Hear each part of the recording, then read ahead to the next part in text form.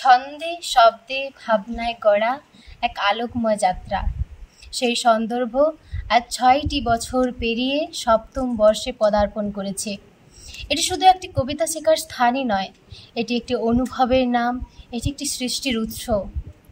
আর সন্দর্ভের জন্ম মাস উপলক্ষে আমার ছোট্ট নিবেদন কবিগুরু রবীন্দ্রনাথ ঠাকুরের লেখা কবিতা টিপন।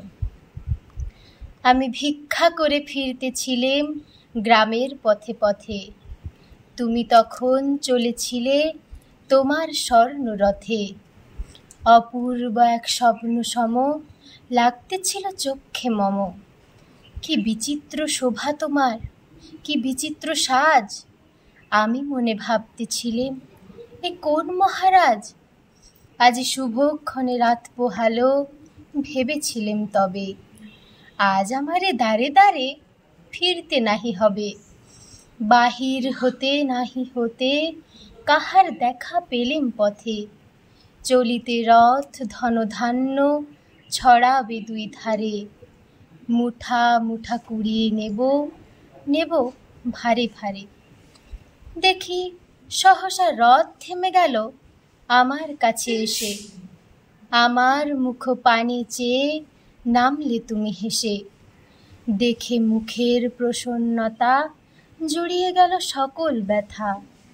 হেনকালে কিসের লাগি তুমি অকস্মাৎ, আমায় কিছু দাও গো বলে বাড়িয়ে দিলে হাত।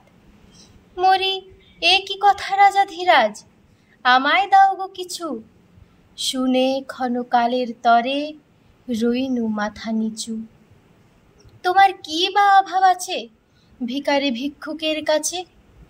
এ কেবল কৌতুকের বশে আমায় প্রবঞ্চনা। ঝুলি হতে দিলেম তুলে একটি ছোট কণা। যবে পাত্রখানি ঘরে এনে উজাড় করি, এ কি ভিক্ষা মাঝে একটি ছোট সোনার কণা দেখি। দিলেম যার আজ ভিখারি রে, স্বর্ণ হয়ে এলো ফিরে। তখন কাঁদি চোখের জলে দুটি নয়ন ভরে। তোমায় কেন দিইনি আমার সকল শূন্য করে। সবশেষে বলতে চাই, মনের মধ্যে জমে থাকা অভিমান, হেরে যাওয়া ব্যর্থতা, ভালোবাসার মতো অনুভূতিগুলো মনের মতো করে প্রকাশ করার কৌশল তুমি একটু একটু করে শিখিয়ে দিচ্ছ। তাই তুমি আমার অনেকটা জুড়ে। সন্দর্ভ, তোমাকে জন্মদিনের অনেক অনেক শুভেচ্ছা। কলম চলুক, কবিতা বাঁচুক, সন্দর্ভ এগিয়ে চলুক। ধন্যবাদ।